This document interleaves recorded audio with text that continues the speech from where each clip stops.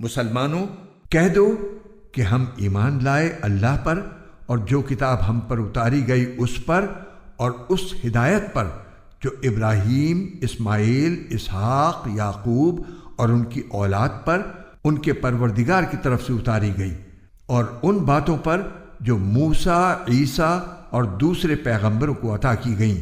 ہم ان پیغمبروں میں سے کسی کے درمیان کوئی فرق نہیں کرتے اور ہم اسی ایک اللہ کے آگے سر جھکائے ہوئے ہیں۔ جو کوئی شخص اسلام کے سوا کوئی اور دین اختیار کرنا چاہے گا تو اس سے وہ دین قبول نہیں کیا جائے گا، اور آخرت میں وہ ان لوگوں میں شامل ہوگا جو سخت نقصان اٹھانے والے ہیں۔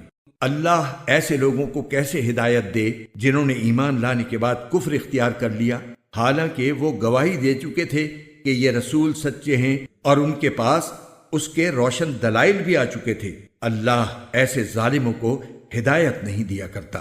ایسے لوگوں کی سزا یہ ہے کہ ان پر اللہ کی، فرشتوں کی اور تمام انسانوں کی پھٹکار ہے۔